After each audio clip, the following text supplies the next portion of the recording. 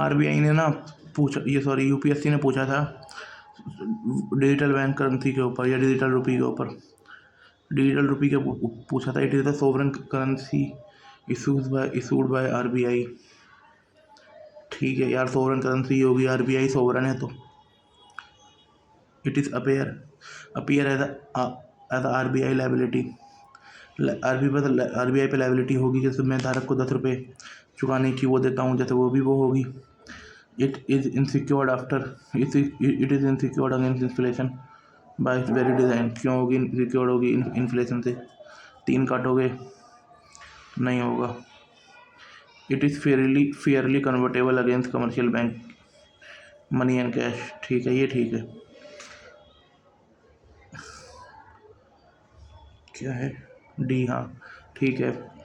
फिर उन्होंने 2000 में पूछा था Indian rupees fully convertible in respect of current account में नहीं है, कैपिटल अकाउंट में है। नहीं, करंट अकाउंट में है, कैपिटल अकाउंट में नहीं है। और गोल्ड में है। ए अलोन ओनली कैपिटल में अंतर क्या है? 2000 में ए करंट अकाउंट में फुली कन्वर्टेबल है, ना गोल्ड में है ना कैपिटल अकाउंट में है। Indian rupees fully convertible in current account, not in capital account और नॉट इन गोल्ड। ठीक है, ये चीज़ सीख मिलती है। With reference to central bank digital currency, ये 2023 का क्वेश्चन आ गया। With reference to central bank digital currency, consider the following statement. It is possible to make payment in digital currency without using US dollar or SWIFT system. It is easily हाँ, ये SWIFT Russia को SWIFT से निकाल दिया था ना, ये खबरों में बन गया था। फिर भी रशिया देखो टिका रहा। A digital currency can be distributed with a condition programmed into it such as time frame for spending. C can be distributed है, कैन भी है तो हो सकता है भाई, तो ये भी ठीक है। देन 1994 में पूछा था convertibility of rupee imply being able to convert rupee not in gold allowing value of rupee to be fixed by market force. गलत है ये,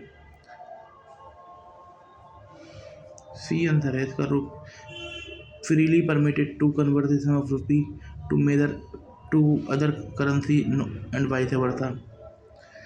जब कन्वर्टेबल ऑफ रुपी के ऊपर 2 क्वेश्चन आ गए।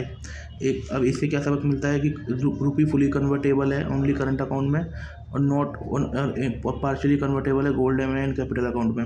देन फिर कन्वर्टेबल ऑफ रुपीज़ पूछा कि it freely permitted to conversion of rupee to other currencies and vice वर्सा।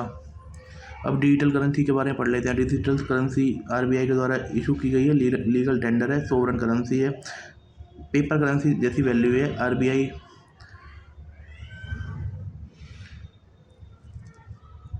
और ये आरबीआई की बैलेंस शीट पे आता है ना। ठीक है। Digital currency is not inherently insulated from inflation like physical currency.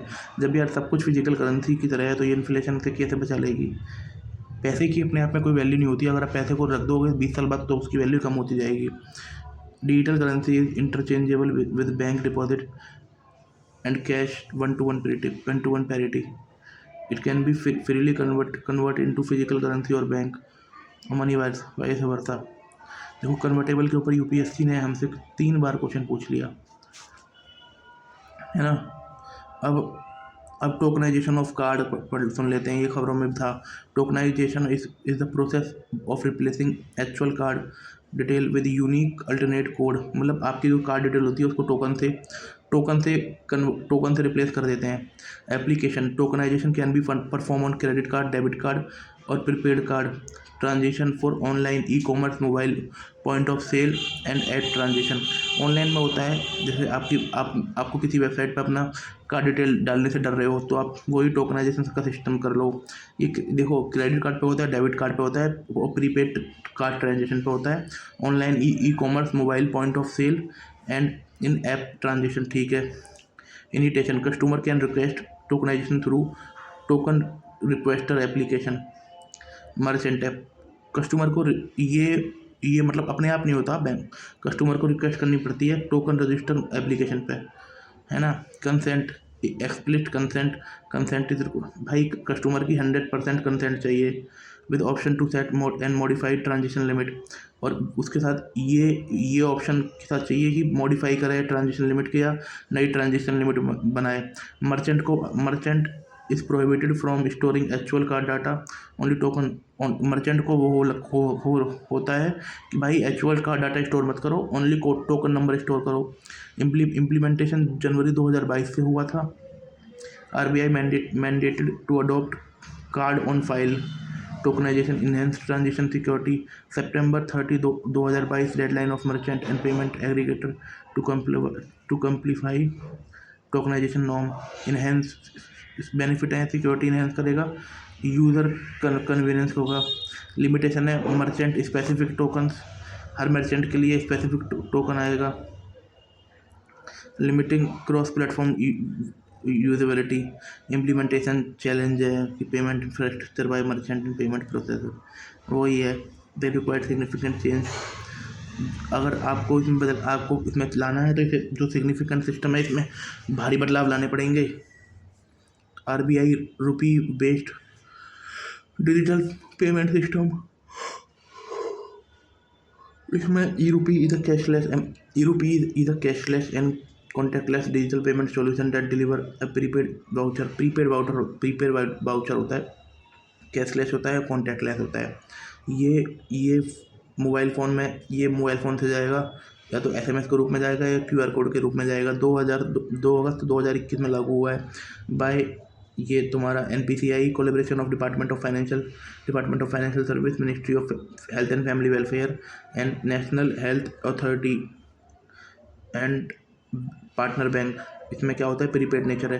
पहले ही आपको प्रीपेड वाउचर होता है, insuring fund already allocated to intended purpose design होता है, design for targeted purpose specific payment insuring, मतलब स्पेसिफिक पर्पस के लिए होता है। नो बैंक अकाउंट, भाई कोई बैंक अकाउंट रिक्वायर नहीं होता। नॉन ट्रांसफरेबल वाउचर के are person to specific, non transferable होता है। जिस बंदे को मिला है भाई वही बंदा इसे यूज़ कर पाएगा, जिस काम के लिए मिला है वो बंदा यूज़ कर पाएगा, जिस बंदे को मिला है वही बंदा यूज़ कर पाएगा। पर्पस पहले ही डिसाइड होता है। Use case government welfare programme में यूज़ होता है, जैसे हेल्थ केयर में, स्कॉलरशिप में, अदर वेलफेयर स्कीम में। कॉर्पोरेट एप्लीकेशन इशूइंग, जैसे एम्प्लॉयमेंट बेनिफिट, कॉर्पोरेट CSR के लिए कर सकते हो initiative. Corporate application leakage prevention को रोक लिया, ऑपरेशन एफिशिएंसी को रोक लिया। Challenge digital literacy and merchant acceptance है। यार कुछ ना कुछ चैलेंज तो हमेशा रहेगा लाइफ में। भारत बिल पेमेंट सिस्टम, अब हम भारत बिल पढ़ लेते हैं। RBI लाया है यार, भारत बिल लाया है RBI bill payment system. Now Bharat Connect, इसमें सारे बिल भर सकते हैं भर सकते हैं। इंटीग्रेटेड बिल पेमेंट सिस्टम में offering interoperable and accessible bill payment service to customer through network agent के through, enabling multiple payment mode है, प्रोवाइडिंग इंस्टेंट कन्फर्मेशन पेमेंट है। ऑपरेशनल सीन्स अगस्त 2016 से है, अभी लेके नहीं आया। अगस्त 2016 से ऑपरेशनल है, ऑपरेशनेबल है। NPCI है, इंटरऑपरेबिलिटी है, मल्टीपल पेमेंट मोड है, इंस्टेंट कन्फर्मेशन है, स्टैंडर्डाइज प्रोसेस है, uniform bill payment experience across different channel and agent, multiple support various payment method including cash, card, net banking and UPI, है ना। ये इंस्टेंट कन्फर्मेशन है, provide immediate.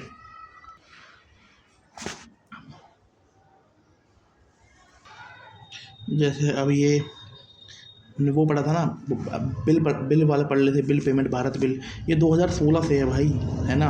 और इसमें ये बोलेगा कि डायरेक्ट भी कर सकते हैं, बट एजेंट के थ्रू भी कर सकते हैं bill payment. Multiple payment mode है, providing instant confirmation of payment, interoperability है, अलाउ कस्टमर वेरियस कैटेगरीज के single platform regardless of biller, ठीक है। इसमें आप म्यूनसिपल टैक्स भी पे कर सकते हो, लोन रीपेमेंट भी कर सकते हो। Expansion of wheeler recent development, continuous addition of new pillar across categories, increase system reach, utilities, integration with digital platform, collaboration with digital platform, enhance accessibility of user engagement, standardize process, ये सब है benefit. Convince, accessibility, security, ये RBI का एक aggregator account aggregator system होता है। ये NBFC double A को लाइसेंस मिलता है, allowed to secure exchange financial data between financial information provider and financial information user. 2000 सितंबर 2021 में लॉन्च किया गया था। इसमें एक फीचर है कंसेंट बेस होना चाहिए, और ये account aggregator can not see store और process data transfer in encrypted form, interoperable across financial institution. और इसे अकाउंट एग्रीगेटर के लिए लाइसेंस एनबीएफसी है, जिसका एग्जांपल है Finvu, PhonePe, a financial information provider है, बैंक है, एनबीएफसी है, म्यूचुअल फंड है, इंश्योरेंस कोएस है, पेंशन फंड है, फाइनेंशियल इंफॉर्मेशन है, lender and wealth manager fund है, access enable to access credit and financial service, support digital lending and financial inclusion, reduce need of physical document मतलब वही कम need है। और इन आरबीआई ने इनवाइट किया है such application of self regulatory organisation for a, ठीक है। और इसमें कुछ बाकी नहीं है। और इसे 2016 में NBFC account aggregator master direction के थ्रू लाया गया था। इकोवेर प्लेटफॉर्म अभी आया है, क्लाउड बेस्ड है, और है ना मार्च 2022 में इंटेलेक्ट डिज़ाइन एरिना ने इसको डिज़ाइन किया है ना। Manage single window account, single window current account of bank, handle government receipt payment and tax transition, support monetary policy operation, auction liquidity adjustment management, real time process, collateralized accounting, enhance scalability with cloud native design, enable 24/7 government transition on holiday when notified, ठीक है। Even holiday when notified, ठीक है। Cloud based है, 2022 में आया था। Core banking solution है for managing government transition, monitoring operation in banking service, tax transition भी इसके थ्रू हो सकती है।